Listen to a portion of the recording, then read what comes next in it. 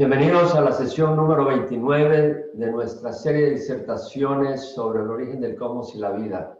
Le damos gracias a Dios que nos permite llegar a esta sesión número 29. Si no has visto las anteriores, te animamos fuertemente a que las veas, tienen mucho material informativo. En esta sesión estaremos compartiendo sobre fósiles, sobre los métodos de datación de fósiles y sobre los dinosaurios. ¿Existieron contemporáneos con el hombre o existieron hace millones de años y fueron extintos hace 65 millones de años, como suponen los evolucionistas? Estaremos evaluando toda esta información y más. Así que sin más por el momento, vamos a darle gracias a Dios por la oportunidad de ver este material que confiamos será de edificación para tu vida y sobre todo no solo para reconocer que hay un creador que nos ama, sino para llegar a conocerle. Vamos a orar. Padre, te doy gracias por la oportunidad de poder haber elaborado este material y ahora con tu ayuda poder compartirlo. Y te ruego que tú abras la mente y los corazones de las personas que van a estar expuestos a él para que te puedan reconocer y alabar y adorar como su Señor y Salvador. En nombre de Jesús te lo pedimos. Amén. Bueno, sin más, yo me aparto de la pantalla central. Estaré en una pequeña pantallita explicando las diapositivas. Así que voy a compartir la pantalla con la diapositiva en la que nos quedamos. Y vamos a ir a la siguiente. Y vamos a abrir la pantallita pequeña. Estamos en la sección 3 del darwinismo, una evaluación imparcial. Y en esta sesión trataremos los métodos de datación y sobre dinosaurios. Los métodos de datación, cómo se determina la edad de fósiles que murieron hace cientos o miles de años. Midiendo el tiempo, con el pasar del tiempo ciertas cosas cambian y ese cambio es el que se ocupa para determinar cuánto tiempo ha pasado. En el caso del reloj de arena, la arena fluye y se deposita en el espacio inferior. En un momento determinado podemos calcular cuánto tiempo ha pasado si conocemos la velocidad con que fluye la arena. Asumimos que al principio toda la arena estaba arriba, no había nada de arena abajo y podemos medir la cantidad de arena que hay abajo y podemos saber entonces cuánto tiempo lleva el reloj de arena funcionando. Es una manera de determinar el tiempo, pero tiene asunciones. Una de las asunciones es que toda la arena estaba arriba al principio, que queríamos determinar el tiempo. Y la segunda opción es que no había obviamente nada de arena abajo y asumimos que la velocidad con que la arena cae hacia su depósito inferior es continua y no ha cambiado con el tiempo. Bueno, los métodos de datación, los científicos evolucionistas hacen algunas asunciones que veremos que no se pueden considerar sólidas y estaremos evaluando eso. ¿Cómo se datan los fósiles? ¿Cómo pueden saber los científicos cuánto tiempo llevan de haber muerto los fósiles? Para estimar la edad en que vivieron animales fosilizados, los científicos usan varios métodos. Los métodos de datación usados por los científicos evolucionistas tienen serias limitaciones o contienen suposiciones que no armonizan con hallazgos recientes o con datos experimentales confirmados por científicos creacionistas. A continuación discutimos el método de carbono 14. Algunos de los métodos determinan al fósil mismo, otros al material que está alrededor del fósil, ya sea roca sedimentaria o lo que fuera. Método de carbono 14. Voy a minimizar la pantallita donde estoy para que no interfiera con la explicación. La atmósfera de la Tierra contiene el gas nitrógeno. Aquí lo simbolizamos con el núcleo amarillo y los electrones alrededor, girando alrededor del núcleo. El nitrógeno tiene 7 protones en el núcleo, simbolizado de color rojo, y tiene 7 neutrones, simbolizados de color azul. Bueno, el nitrógeno es bombardeado por rayos cósmicos en la atmósfera, y como resultado pierde un protón de los 7, quedan 6, y gana un neutrón. Entonces, en vez de tener 7, tiene 8. El tener 6 electrones lo convierte en un átomo de carbono, pero El carbono normalmente tiene 6 neutrones, en este caso tiene 8, y eso lo vuelve inestable, es un carbono radioactivo. Tenemos acá pues una simbolización del proceso. Tenemos el nitrógeno, que tiene 7 protones, 7 neutrones, la masa es 14, nitrógeno 14, al ser bombardeado por los rayos cósmicos, produce carbono 14, que es radioactivo, como dijimos. Normalmente el carbono estable es carbono 12. Carbono 14 se combina con el oxígeno de la atmósfera y forma dióxido de carbono 14 y monóxido de carbono 14. El dióxido tiene oxígeno con su índice 2 y el monóxido no tiene su índice, es solo un oxígeno. Ahora, ese dióxido de carbono y monóxido de carbono es con carbono 14, se dispersa en la atmósfera. Y también hay carbono 12, monóxido y dióxido de carbono 12 en la mayoría. Hay una proporción de carbono 14 a carbono 12. La mayoría del carbono en la atmósfera es carbono 12, pero por el bombardeo cósmico hay un poquito de carbono 14. ¿Qué cantidad? Por cada millón de millones de átomos de carbono 12 hay uno de carbono 14. O sea, un átomo de carbono 14 por un billón de átomos de carbono 12 en la atmósfera. Ahora, las plantas absorben el carbono de la atmósfera al absorber dióxido de carbono, monóxido de carbono, para generar las hojas, las ramas, a través del proceso de fotosíntesis. Entonces se asume que las plantas tienen la proporción igual de carbono 14, carbono 12 que existe en la atmósfera. Ahora, los animales comen vegetales, comen hojas, comen monte, y obviamente se asume que esa misma proporción de carbono 14, carbono 12 pasa a ser parte de las estructuras musculares y del cuerpo de los animales. Y lo mismo pasa con el ser humano, que se alimenta o de plantas, de vegetales o de animal. Entonces se asume que la proporción carbono 14, carbono 12 es la misma que la atmósfera. Cuando un animal muere, deja de comer, por supuesto, deja de ingerir alimento, y el carbono que tiene es una proporción de carbono 14, carbono 12. El carbono 12 es estable, no cambia, pero el carbono 14 se vuelve nitrógeno, se empieza a desintegrar con el tiempo porque es radioactivo y es inestable.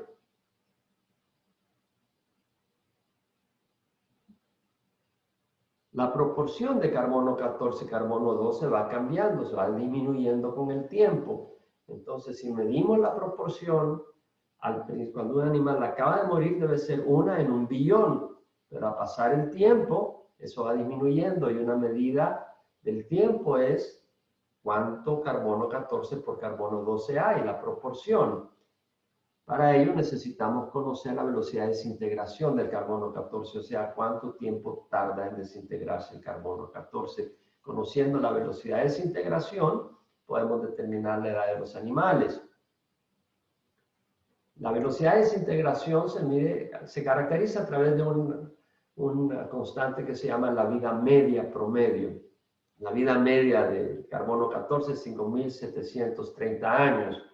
¿Qué es la vida media? La vida media es el tiempo en que la mitad de los átomos radioactivos de una sustancia se desintegran. Es decir, si tienes una botella de 3 litros de carbono 14 en forma gaseosa, toma 5.730 años para que el carbono 14 se reduzca a la mitad.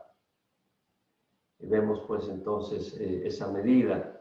Y le mencioné constante porque se considera constante en corto tiempo, pero veremos de que no necesariamente ha sido el mismo valor a lo largo del tiempo, y ya estaremos considerando este factor muy importante.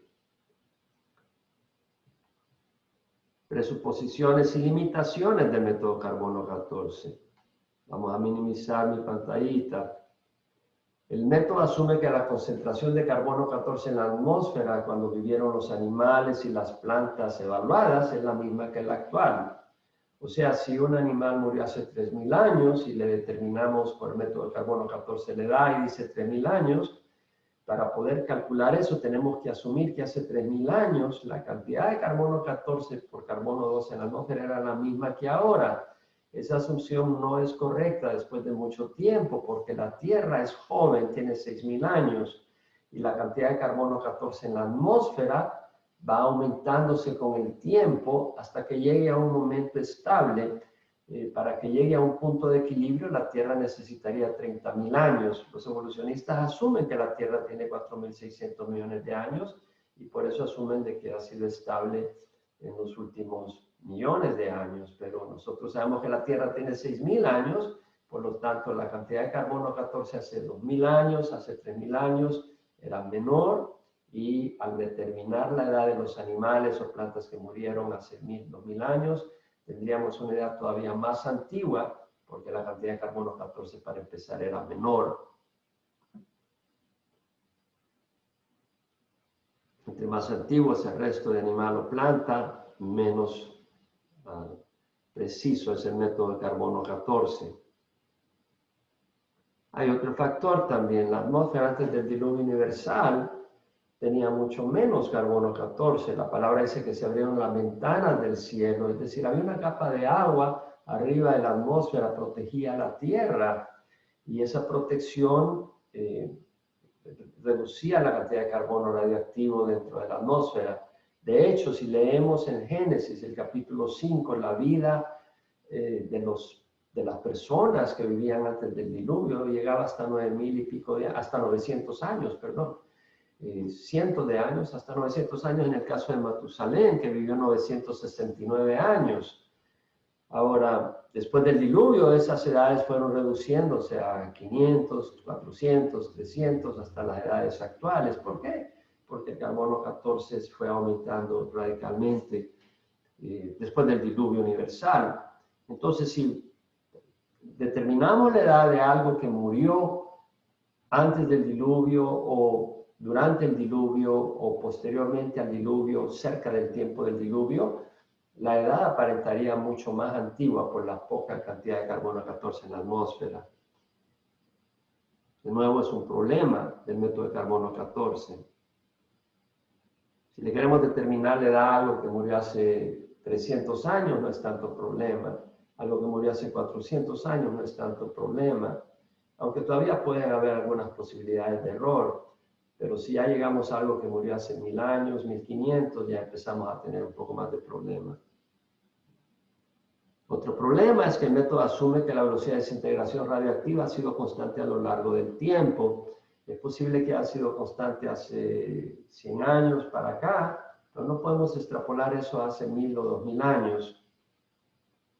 El Instituto de Investigación de Creacionismo, the Institute for Creation Research, ha realizado estudios experimentales con el método de carbono 14 y también con el método de uranio bromo, que muestra que la velocidad de desintegración radiactiva no ha sido constante con el tiempo, pero ha cambiado radicalmente. De nuevo, la concentración de carbono 14 en la atmósfera es 1 en 1 billón de átomos de carbono. Eso quiere decir de que cuando un animal murió hace 100.000 años, si la Tierra tuviera 100.000 años, no habría capacidad de detectar la cantidad de carbono 14 porque sería demasiado pequeña. Es decir, después de 100.000 años, la cantidad de carbono 14 no sería detectable.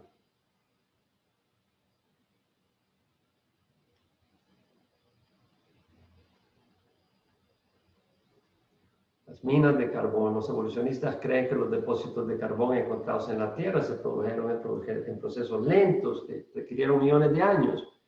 Los creacionistas científicos cristianos sabemos que nuestro planeta tiene 6.000 años, por lo que la presunción evolucionista, presuposición, está en error. El geólogo creacionista Stephen Austin, en doctorado en geología, ha hecho investigaciones que indican que los depósitos de petróleo y carbón se pueden formar bajo presión y temperatura en poco tiempo. Es decir, para los evolucionistas, las minas de carbón tienen millones de años. Sabemos que la Tierra tiene 6.000 años. Entonces, el carbón de las minas de carbón no pueden tener millones de años. Quiere decir de que ese carbón se produjo en poco tiempo.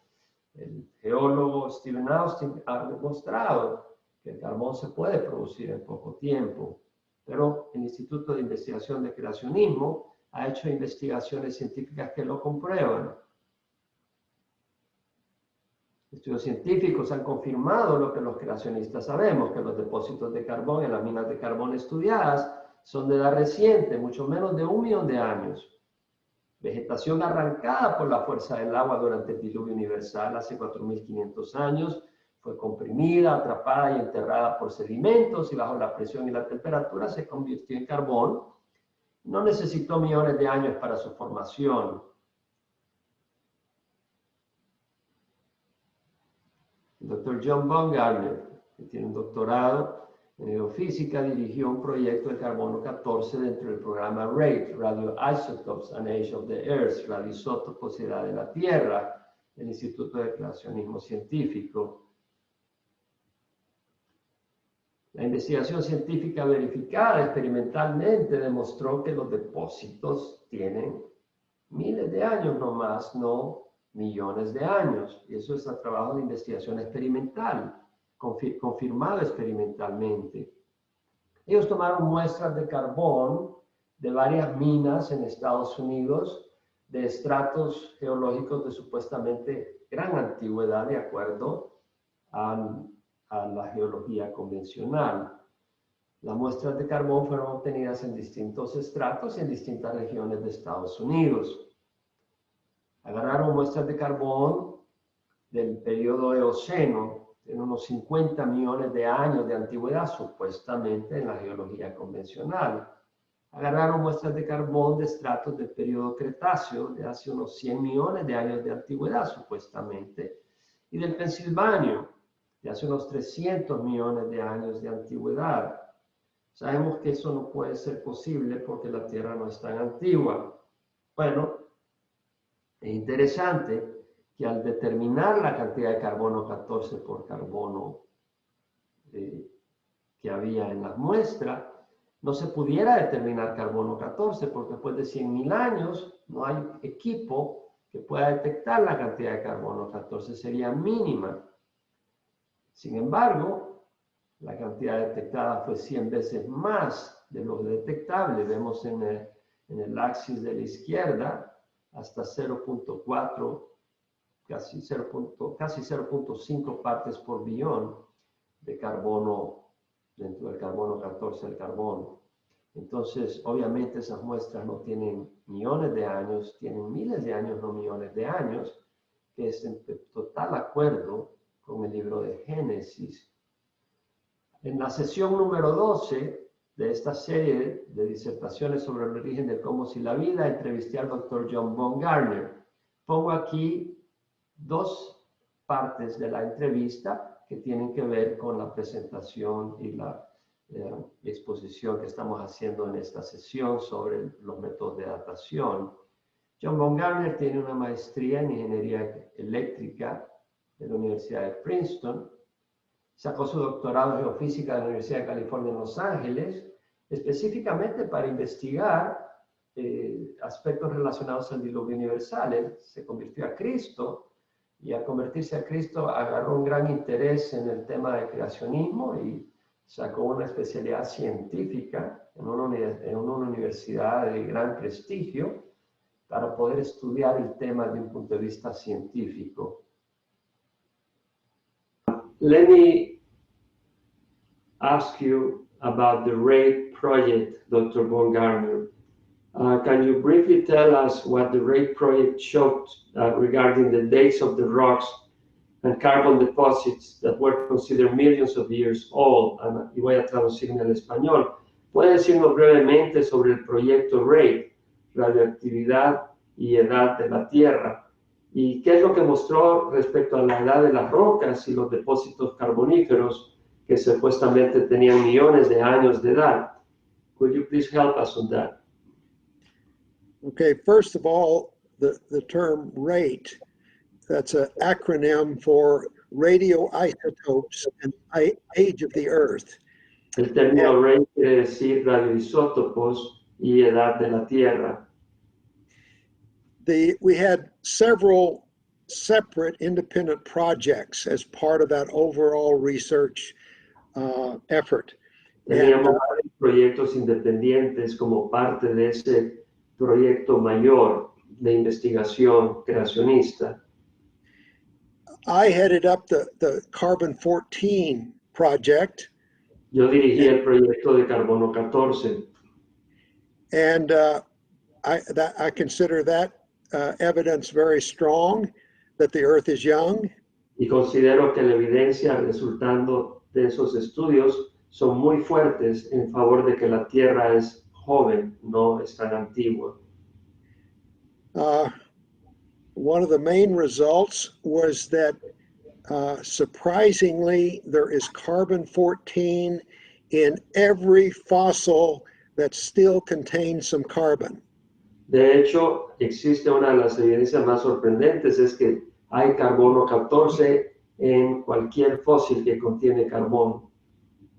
Now, was such a surprise for the professional C14 community that it generated many papers in their professional peer-reviewed literature. Esto fue un descubrimiento tan sorprendente que provocó una reacción enorme de parte del equipo de gente que abraza el método de carbono 14 para determinar la edad de los fósiles y originó una gran cantidad de artículos científicos en relación a este descubrimiento. Now, the problem is that C14 has a relatively short half-life of about 5,730 years. El problema es que el carbono 14 tiene una vida media relativamente corta, 5,730 años. And so carbon 14 doesn't stay around forever. Así que el carbono 14 no permanece para siempre. And with the present level of C14 in the atmosphere, if there were an organism that lived in the same atmosphere 100,000 years ago, we would today there's no human technology that could detect such a small amount of C14 that would still be around after 100,000 years. O sea, con la presente concentración de carbono 14 en la atmósfera actual, si hay un organismo que ha vivido en una atmósfera similar, al morir ese organismo después de 100,000 años, el carbono 14 residual que tendría es tan pequeñísimo que no existe la tecnología para detectarlo, prácticamente es indetectable, habría muy poco carbono 14. Sin embargo, ellos han encontrado carbono 14 en todos los fósiles. But the standard community had found carbon 14 at levels well above the detection level in every kind of fossil that was tested, fossils that were tens and hundreds of millions of years old, supposedly. La comunidad que ha investigado fósiles y han determinado el carbono 14 y han encontrado niveles 100 veces mayor de lo que se puede detectar en fósiles que supuestamente tienen miles, millones de años de antigüedad. Now, even though the evidence already published was very compelling, we decided to repeat that same work. So we got 10 samples of coal, very carefully sampled and preserved in the National Coal Repository.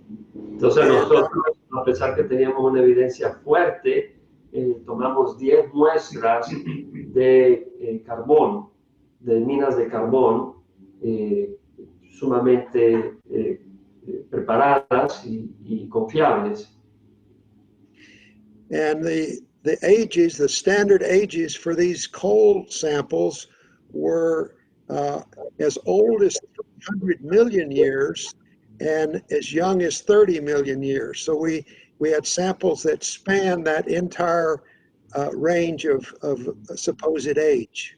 Did you say 300 million years? Yes, 300 million. Okay. and as young as 30 million years, you said. 30, as young as 30, yes. Sí, él dice que las muestras que tomaron, las 10 muestras, en la geología convencional, desde el punto de vista evolucionario, esas muestras estaban entre 30 millones de años de antigüedad y 300 millones de antigüedad. And we sent these to what we deemed to be the best C14 lab in the world. Y lo mandamos a los mejores laboratorios de detección de carbono 14 en el mundo. And we requested their highest accuracy procedures. Y pedimos que realizaran los procedimientos de máxima exactitud. And the results came back that all the samples had levels of C14 way above their detection threshold. Y los resultados fueron que todas las muestras tenían carbono 14 niveles muy superiores de lo que se pueden detectar. Recuerden que después de 100.000 años no se pudiera detectar carbono 14. And they all had ages only a few thousand years. Por lo tanto, esas muestras solo tienen unos cuantos miles de años. And so this merely confirmed, it just was identical to what had already been reported in the literature. There were many papers reporting ages of cold samples dated with carbon-14, and our numbers were essentially identical with what was already in the carbon-14 literature. Entonces nuestras cifras confirman lo que ya existía en la literatura. Now, let me ask you a question. When you said that there was carbon-14 numbers in the literature for these carbon deposits, were these evolutionary perspective literature? How did they address this problem? En otras, mi pregunta es que si había información de carbono 14 en estos estratos de carbón y eran evolucionistas los que reportaron esto, ¿cómo interpretaron la información? Well, they had to basically invent some new words for this problem. And they refer to it as in situ contamination. Entonces dice que tuvieron que inventar palabras para poder explicar este problema y dijeron de que el problema era in situ, contaminación in situ, o sea que se habían contaminado las muestras en su lugar. O sea, tuvieron que usar eso como excusa para poder decir por qué tenía tanto carbono 14.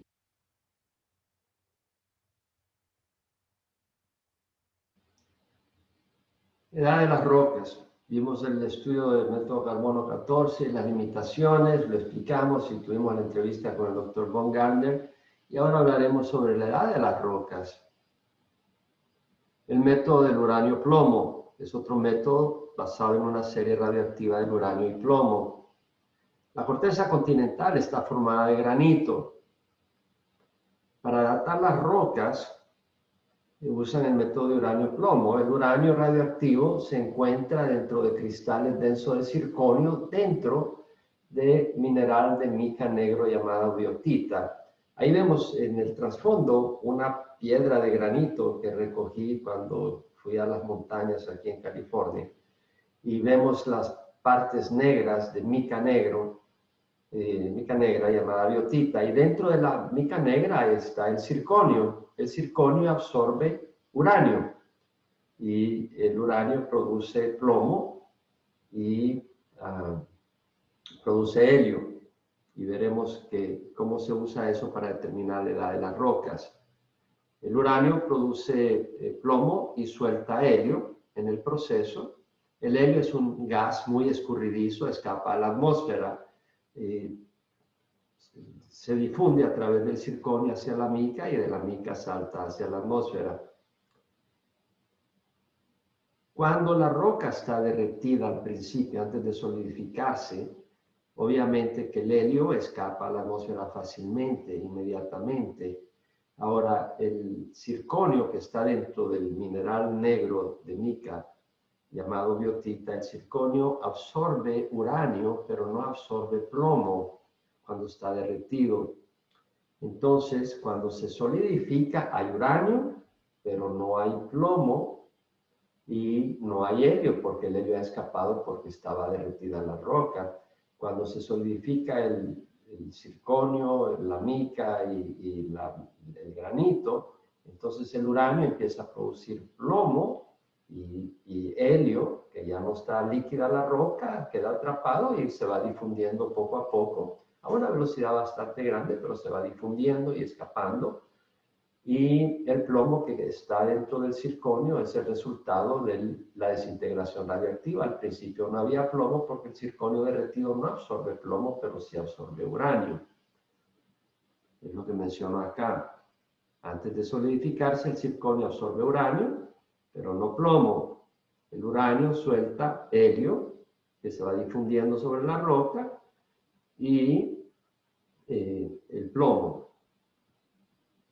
Aquí tenemos la fórmula de uranio, suelta plomo y helio. Los evolucionistas, conociendo la velocidad de desintegración del uranio y al medir la cantidad de plomo en el circonio, pueden estimar la edad de la roca, pero tienen que asumir que la velocidad de desintegración radioactiva del uranio ha sido constante a lo largo del tiempo. La vida media del uranio-plomo es de 4.468 millones de años, por eso se usa para determinar rocas que pueden tener millones de años. El doctor Russell Humphrey, que tiene un doctorado en física, fue quien dirigió el programa de la datación de rocas dentro del grupo RATE, Radioisotopes and Age of the Earth, radioisótopos y edad de la Tierra, dentro del grupo del Instituto de Creacionismo, Institute for Creation Research, Instituto de Investigación del Creacionismo. Aquí simbolizamos una roca de granito, los evolucionistas usando los métodos de desintegración radioactiva del uranio al plomo y midiendo la cantidad de plomo. Al tomar estas muestras que tomaron el grupo de RATE del Instituto de Creacionismo, ICR, le daría 1.500 millones de años de edad. Eso fueron lo que este grupo determinó usando el método de uranio-plomo. Le daría que la roca tiene 1.500 millones de años. Sin embargo, sabemos que el planeta tiene 6.000 años de existencia. Entonces, lo que quiere decir es que probablemente la velocidad de desintegración radioactiva del uranio-plomo ha cambiado con el tiempo y ellos lo confirmaron, los creacionistas. Ellos confirmaron que el error principal de la datación de las rocas está en que la velocidad, la vida media del uranio-plomo no ha sido constante. Aquí simbolizamos la roca granítica, un grano de mica negra, lo hemos agrandado para poder explicarlo, el circonio y átomos de helio. Por supuesto hay uranio dentro del circonio que se convierte en plomo y en helio. No ponemos el uranio en plomo para no poner demasiada información en la gráfica, en la representación acá. El grupo de investigaciones del ICR determinaron la edad de la roca usando otro método y es la cantidad de helio, porque vemos que el uranio produce plomo y helio. Si tú usas el método de desintegración radioactiva del uranio al plomo, la roca tiene 1.500 millones de años, pero hay otro método que es medir la cantidad de helio. El uranio produce helio. El helio en la roca, parte del helio escapa. Y si se puede medir la velocidad con que escapa el helio de la roca, se puede saber, conociendo la cantidad de plomo, se puede saber cuánto helio se produjo. Y sabiendo cuánto helio se produjo, se puede saber, conociendo la velocidad de difusión del helio y la cantidad de helio residual en el circonio, se puede determinar la edad de la roca.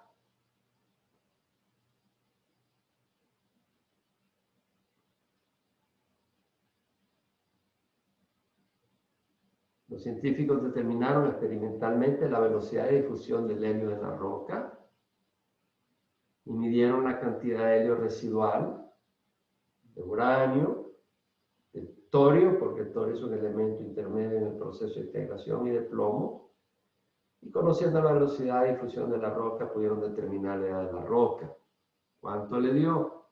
Le dio que las rocas tenían de 4.000 a 14.000 años. Es un proceso aproximado. cerca de 6.000 años prácticamente. Los números más cercanos fueron de 6.000 años a 8.000 años de edad. Totalmente compatible con la historia de la creación encontrada en Génesis, lo que implica que la vida media del uranio no ha sido constante a lo largo del tiempo. Y eso es lo que pudiéramos decir también del carbón que encontramos en los estratos. Why can we not trust dating methods used by evolutionists, Dr. Baumgartner? Well, some of the other rate projects showed that the assumption that nuclear decay rates have been constant throughout the past history of the Earth, that assumption is wrong. Okay, ellos, los métodos de determinación de las edades usando métodos radioactivos asumen de que la velocidad media de desintegración radioactiva es constante, pero las investigaciones que ellos han hecho en el proyecto RATE muestran que la velocidad de desintegración radioactiva de otros elementos no es constante. And two of our projects showed that conclusion or supports that conclusion very strongly. Y dos de nuestros proyectos apoyan fuertemente esa conclusión de que la velocidad de desintegración radioactiva de los elementos no ha sido constante a lo largo del tiempo. And both of them involve the decay of uranium to lead, and they showed that the billions of years that method gives, if you assume constant decay rates, those numbers, those dates are wrong, radically wrong. The real date is only thousands of years. O sea que si usan el método de uranio-plomo y usan el método que usan los evolucionistas asumiendo una velocidad constante de desintegración a millones de años, pero ellos han detectado por otros métodos de que la edad de esas muestras son miles de años, no millones de años. And that has to do with the measurement of heliodiffusion through the rocks, for example. Is that correct? That's correct. In one of our projects, we measured the helium leakage rate, the helium diffusion rate in these tiny crystals known as zircons that are common in granites. And we found that the rate of leakage is high enough that you would not expect to find any significant levels of helium in a zircon older than a few thousand years. Ya, ellos han probado una manera que han usado para comparar la velocidad de la edad de las muestras es chequeando la cantidad de helio residual en el circonio, que está en un mineral de mica dentro del granito, y esa velocidad de difusión es enorme, de manera que si la pieza tendría millones de años, entonces no habría helio disponible.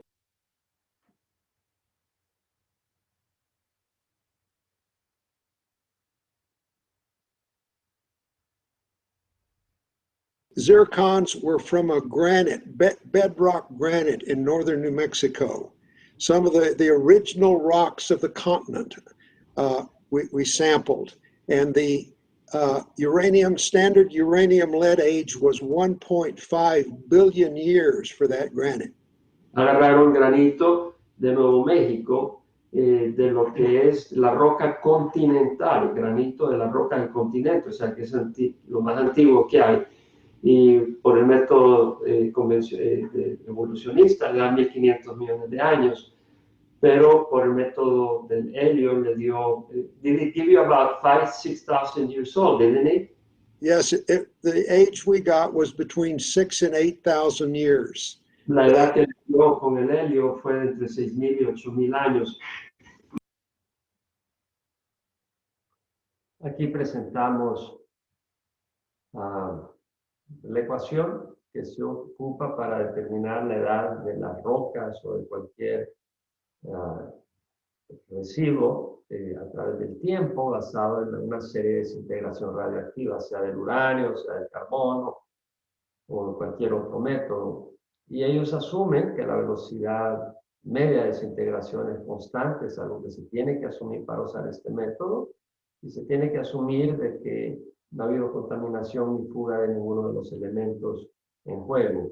Dejo esta ecuación para cualquier persona que pueda estar interesada en analizarla a más fondo. Hay otros métodos para determinar la edad de la Tierra que dan una Tierra joven. Este es un átomo de helio, dos protones, dos neutrones en el núcleo, dos electrones. Y el doctor Walt Brown, doctorado en ingeniería mecánica, escribió en su libro En el principio que la desintegración radioactiva del uranio y torio produciría todo el helio que se encuentra en la atmósfera en solo 40.000 años. O sea, si la Tierra tiene 4.600 millones de años, la cantidad de helio en la atmósfera debería ser enorme. Sin embargo, solo hay suficiente helio como para que la Tierra tuviera 40.000 años, asumiendo que la velocidad de desintegración ha sido constante. Si ha sido mayor en el pasado, pues entonces la Tierra tiene mucho menos. Consistente con la creación de Génesis, que dice que la Tierra tiene 6.000 años. El planeta Tierra no puede tener 4.600 millones de años de antigüedad. Los sedimentos fluviales es otro elemento que menciona el doctor Walt Brown. Los ríos llevan sedimentos al mar en gran cantidad. 27.000 millones de toneladas de sedimentos fluviales entran al mar cada año. A dicha velocidad de erosión, la cantidad de sedimentos encontrados en los océanos se hubieran acumulado en 30 millones de años. Y bueno, en el diluvio universal se depositó mucho más sedimento, por lo tanto sabemos que la Tierra tiene mucho menos tiempo. La Tierra, los océanos no pueden tener miles de millones de años. Los evolucionistas creen que los océanos tienen 4.200 o 4.400 millones de años de existencia, y no es así, no puede ser así. Y la evidencia lo contradice.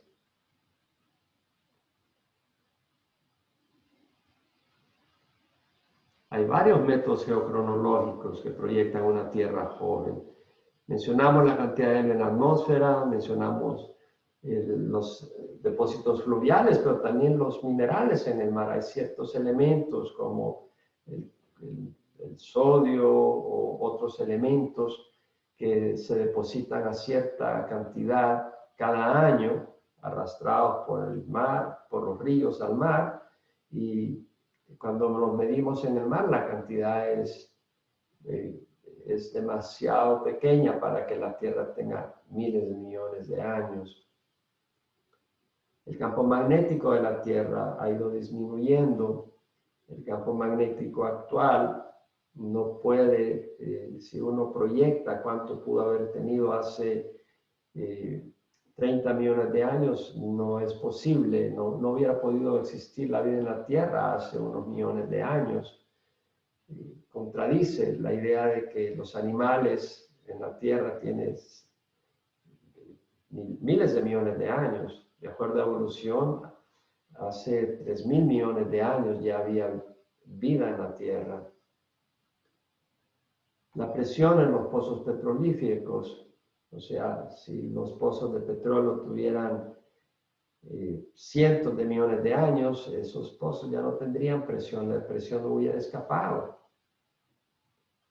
Y hay muchos otros elementos, muchos otros métodos geocronológicos que no cubrimos en esta sesión, pero la persona interesada los puede investigar. Hay literatura creacionista que los discute, hay muchos métodos que revelan una Tierra joven.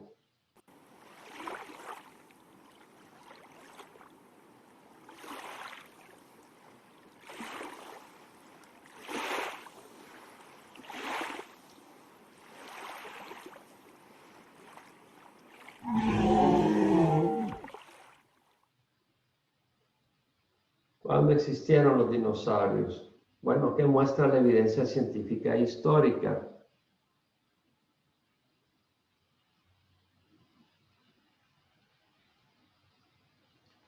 Un artículo menciona que descubrieron tejido suave, transparente y flexible en un tiranosaurio rex, que supuestamente tiene 68 millones de años de antigüedad.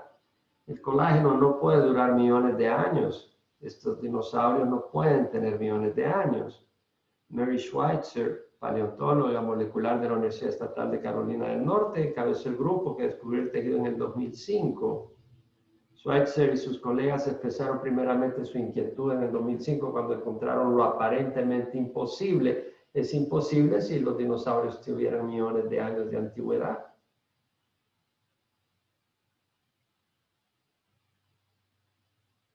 En un artículo en el 2017, menciona que un estudio en el año 2015 encontró evidencia de fibras de colágeno y células rojas dentro de un colmillo de un dinosaurio carnívoro de 75 millones de años de antigüedad. Es decir, no solo fue una muestra en el año 2005, tenemos aquí otro espécimen que en el año 2015 muestra fibras de colágeno que no pueden durar más de 1 millón de años sin haberse descompuesto.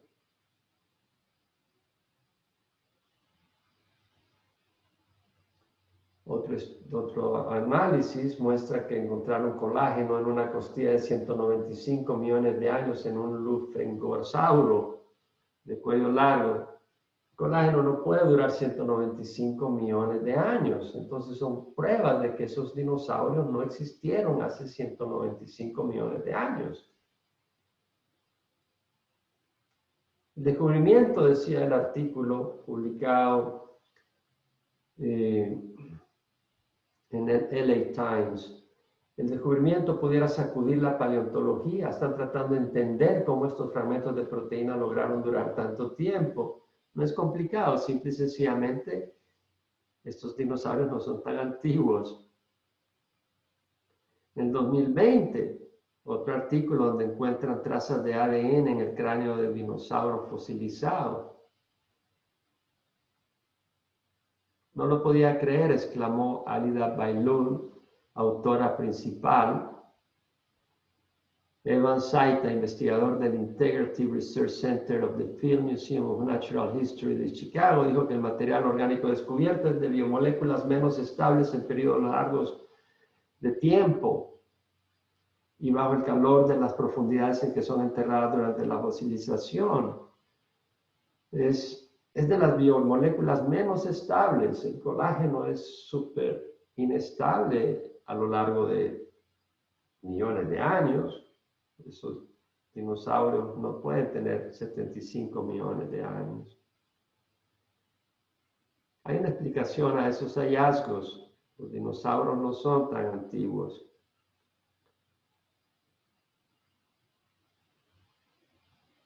¿Hay alguna evidencia histórica que los dinosaurios y otros animales supuestamente prehistóricos fueron contemporáneos al hombre? Josefo, el historiador judío en Antigüedad de los Judíos, escribe sobre Moisés encabezando ejército egipcio contra los etíopes. Y dice, era difícil pasar por el terreno debido a la multitud de serpientes, algunas que ascendieron y volaron en el aire, viniendo sobre los hombres desprevenidos. Entonces vemos que en la área de África del Norte, en la área de Egipto, de Etiopía, habían reptiles voladores en los tiempos de Moisés. Estamos hablando hace 3.500 años. Heródoto, hace unos 450 años antes de Cristo, hace 2.450 años, menciona, él es un historiador griego, hay una región en Arabia, de nuevo en la misma área, donde fue a inquirir sobre las serpientes aladas. Al principio de la primavera vuelan de Arabia a Egipto, de nuevo aparece Egipto, su forma es como la serpiente de agua, sus alas no son plumadas, sino más parecidas a las alas de murciélago. Vemos acá reptiles voladores. Pierre Bellon, naturalista, explorador, diplomático y escritor francés, en su libro Observaciones de varias singularidades y cosas memorables encontradas en Grecia, Asia, Judea, Egipto, Arabia Saudita y otros países, provee dibujos de animales, plantas y gente que encontró en sus viajes por Medio Oriente, incluyendo reptiles voladores, en los años 1500. El profeta Isaías, hace 2700 años, habla de serpientes voladoras. El amparo de Faraón, está escribiendo a Israel, y dice: el amparo de Faraón será vuestra vergüenza. Yo les había dicho que no buscaran apoyo en Egipto, sino que buscaran apoyo en Dios mismo.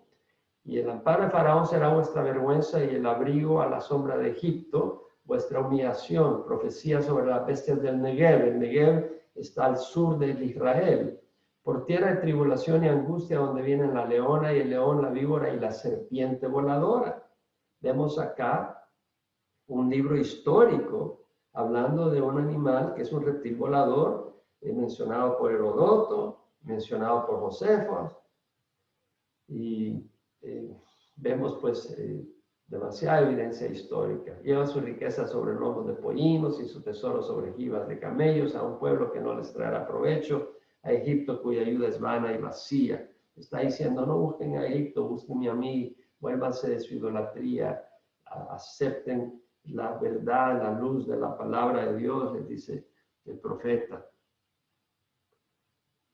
Job describe un dinosaurio en el libro de Job de la Biblia. Job existió hace 4000 años, era contemporáneo con Abraham. Y habla del Behemoth, que come hierba como el buey, su fuerza está en sus lomos, y su vigor en los músculos de su vientre, mueve su cola como un cedro. Amigo, eso no es un rinoceronte ni un elefante.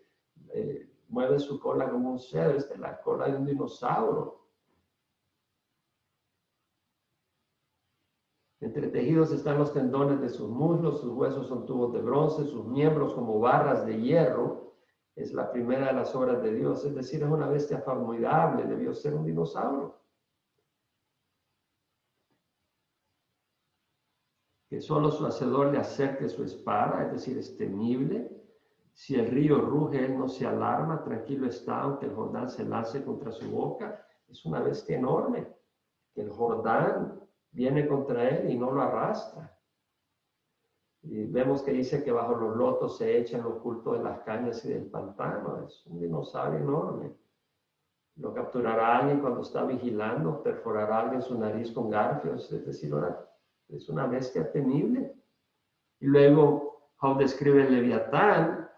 Dice: sacarás tú al Leviatán con anzuelo, podrás llenar su piel de arpones, es decir, tiene una coraza ósea externa. ¿Quién lo desnudará de su armadura exterior? ¿Quién penetrará su doble malla? ¿Quién abrirá la puerta de sus fauces? Alrededor de sus dientes hay terror. Sus filas de escudos son su orgullo, cerrados como un apretado sello. Vemos que tiene su coraza sobre su cuerpo, y sabemos que hay tipo de dinosaurio así. Uno está tan cerca del otro que el aire no puede penetrar entre ellos, unidos están uno al otro, se traban entre sí, no pueden separarse. Sus estornudos dan destellos de luz, de su boca salen antorchas, chispas de fuego saltan, de sus narices sale humo como de una olla que hierve sobre juncos encendidos, su aliento enciende carbones y una llama sale de su boca. Tenemos leyendas de dragones en muchos lugares, en China y otros lugares. Y esas leyendas realmente tienen una base histórica. Bueno, conocemos las luciérnagas que emiten luz, son fosforescentes, emiten luz en la noche, y conocemos el escarabajo bombardero que produce gas en forma de vapor a 100 grados centígrados, y con eso bombardea a los que quieren atacarlo, produce una reacción química. No nos sorprendamos que pueda haber creado Dios un tipo de dinosaurio que combina sustancias gaseosas que producen una llama. Su aliento enciende carbones y una llama sale de su boca, en su cuello reside el poder. Sabemos que hay dinosaurios de cuello largo. Unidos están los pliegues de su carne, firmes están en él e inconmovibles. Cuando él se levanta, los poderosos tiemblan a causa del estruendo, quedan confundidos. La espada que lo alcance no puede prevalecer, es decir, tiene una coraza fuerte, ni la lanza, el dardo o la jabalina. Estima el hierro como paja, el bronce como madera carcomida. Aquí está Job describiendo un animal contemporáneo. No lo hace oír la flecha en hojarascas, En hojarasca se convierten para él las piedras de la onda, como hojarasca son estimadas masas, se ríe del blandil de la jabalina, ni el mazo ni la jabalina le hacen nada. Por debajo tiene como tiestos puntiagudos. Sabemos que hay dinosaurios que tienen tiestos, tienen una estructura puntiaguda abajo, se extiende como trío sobre el lodo. Hace hervir las profundidades como olla, hace el mar como redoma de ungüento, detrás de sí hace brillar una estela. Se diría que el abismo es canoso, nada en la tierra es semejante a él, que fue hecho sin temor. El que no tengamos estos animales ahora no quiere decir que no existieron hace 3.000 años, hace 4.000 años, y vemos que hay ilustraciones que hablan de estas cosas. Solo porque no las veamos ahora no podemos negarlas. La evidencia es enorme. Aquí tenemos un anquilosauro con una armadura exterior. No nos sorprendamos que el Leviatán tuviera una armadura exterior. Comparemos los dinosaurios. Esta es una comparación real de 3 dinosaurios, 3 tipos, y el ser humano, donde tenemos en el verde tenemos un brontosauro y luego tenemos un apostosauro, 2 tipos de apostosauro. Son enormes. Vemos la escala de 20 metros, son más largos que 20 metros de largo, de cabeza a la punta de la cola. Estamos hablando de 25 metros, son enormes. Y podemos ver el ser humano en proporción. Entonces, ¿por qué no creer la descripción de Job? Hay un templo en Camboya, el templo Tháp Rom, construido en el año 1186. No se conocían los dinosaurios en el sentido de que la palabra dinosaurio es reciente, es del siglo XIX, que se empezaron a descubrir estos fósiles y se les puso el término de dinosaurio, pero estos animales existían antes.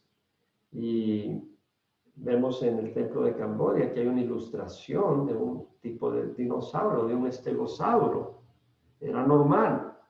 Aquí tenemos, en el templo está esculpido este estegosauro. Una evidencia de un dinosaurio en el tiempo de hace 1000 y pico de años. La paleta de Narmer en Egipto es un hallazgo arqueológico que también muestra este paleta aparentemente representa la unificación de Egipto bajo el rey Narmer hace 5000 años. Ilustrado bestias extintas de cuello largo, pueden observar el cuello largo. Hemos visto que hay dinosaurios con cuello largo.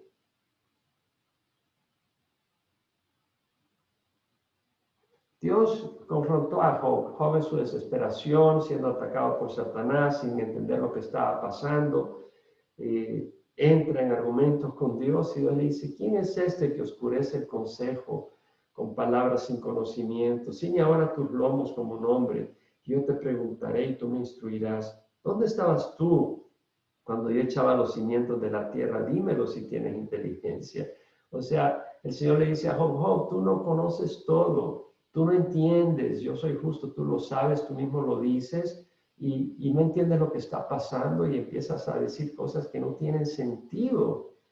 Pero Job, el Señor le dice a Job: ¿dónde estabas tú cuando yo echaba los cimientos de la tierra? ¿Dónde están los evolucionistas cuando rechazan todo lo que dice la palabra de Dios? Dios ha estado ahí, Dios nos lo revela.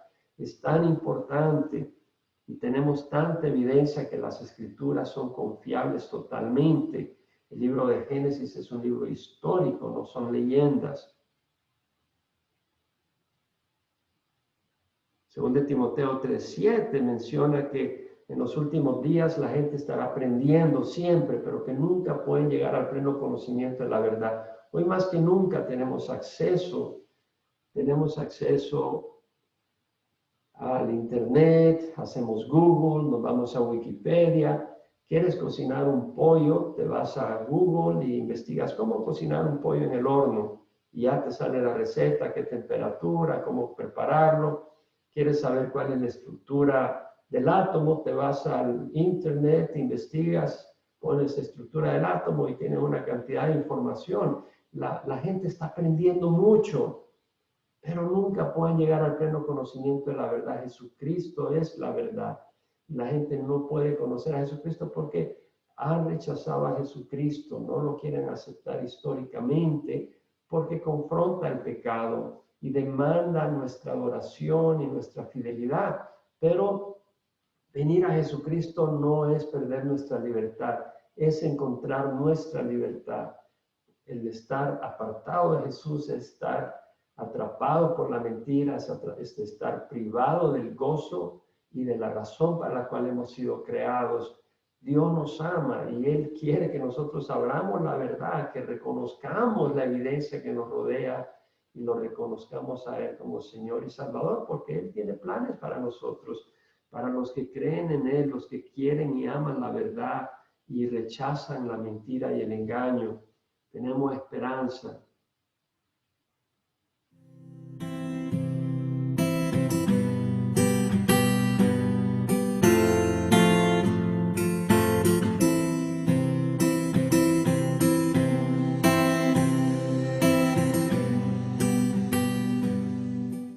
Me encanta esta foto que tomé cuando salí a caminar un día de estos en un lugar muy lindo, con bellas mansiones y con una vista al mar precioso y la puesta del sol. Y me hacía recordar ese momento, la promesa del Señor para los que le creemos y le amamos. Dice, en la casa de mi Padre, dijo Jesús, hay muchas moradas, si no fuera así os lo hubiera dicho, porque voy a preparar un lugar para vosotros, y si me voy y preparo un lugar, vendré otra vez y os tomaré conmigo para que donde yo estoy, ahí estéis también vosotros.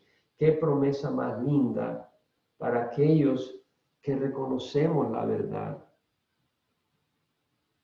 Bueno, no quiero terminar esta presentación sin antes invitarte a reconocer, a considerar que hay respuestas que son bíblicas y que coinciden con la evidencia natural. La Tierra no tiene millones de años, tiene 6,000 años. El mundo está como está porque rechazó a Dios y Satanás, el príncipe de la oscuridad, lo está gobernando y manipulando. Como títeres son los hombres, impulsados y movidos por los lazos de Satanás, pero el Señor ha venido para liberarnos. Nos ha dado evidencia natural que nos habla que hay un creador y nos ha mandado Jesucristo su Espíritu, el Espíritu Santo, para que reconozcamos, abramos nuestros ojos a la verdad y conozcamos a nuestro Dios que nos ama, porque Él quiere adoptarnos como sus hijos. Pero tenemos que rechazar el pecado, entender, el Espíritu Santo nos da convencimiento que somos pecadores, que hemos mentido, que hemos engañado, que hemos sido inmorales, que hemos hecho daño de una o de otra manera. El Señor Jesucristo le dijo, ustedes han oído que no se debe matar, no matarás, pero yo te digo que el que esté enojado con su hermano ya cometió asesinato en su corazón. Habéis oído no cometer adulterio, pero el que miró con deseos a una mujer que no sea su esposa, ya cometió adulterio en el corazón. Y todos hemos sido culpables de haber pecado. Y Jesucristo dio su vida en la cruz por nosotros para pagar por nuestros pecados. La paga del pecado es muerte. Adán y Eva, cuando fueron creados, no había muerte, los animales no morían, todo era perfecto. Al pecar Adán y Eva entró la muerte, porque la muerte es la paga del pecado. El castigo del pecado es la muerte, y porque el castigo del pecado es la muerte, nosotros merecemos la muerte, pero Jesucristo recibió ese castigo por nosotros para que nosotros no muramos eternamente, pero podemos estar disfrutando la presencia de Dios, porque Él pagó el castigo que nosotros merecemos, pero tenemos que estar dispuestos a amar la verdad y a recibir la verdad, y Él nos lava con su sangre, cubre nuestros pecados y nos da su Espíritu para transformarnos y hacernos caminar en la luz de la verdad. Qué cosa más linda. Te invito a que recibas a Jesús. Padre, te ruego perdón por mis pecados. Ora conmigo. Padre, te ruego perdón por mis pecados. Hoy recibo a Jesucristo como mi Señor y mi Salvador. Creo que su sangre preciosa me cubre de todo pecado, paga por toda mi iniquidad Y hoy te recibo, Señor. Te ruego que me des tu Santo Espíritu para caminar en tu camino. Y lo pido en nombre de Jesucristo. Amén. El Señor te bendiga. Si tú has orado, tú recibes al Señor Jesucristo a través de esta oración. De hecho, con un corazón sincero. Lee la palabra de Dios, lee la Biblia. Y congrégate en una congregación donde puedas conocer más del Señor. Pero bueno, no quiero terminar esto sin antes regresar a la presentación y volver a la última diapositiva y la siguiente, que dice que estuvimos en la sesión número 29, no te pierdas la 30, con la ayuda de Dios lo haremos, y te recordamos que tenemos material disponible en la página envela.com o entendiendolasescrituras.com, y hay material en amazon.com. Aunque nuestra página tiene mucho más material, es gratis, puedes bajar todo nuestro material sin ningún costo. Así que terminamos con la sesión 29, continuaremos con la sesión 30. Y por supuesto cierro dándote gracias por permitirnos compartir contigo esta información y deseando de que tú puedas conocer al Señor y también compartir con otros esta información. El Señor te bendiga y con la ayuda del Señor, hasta la próxima.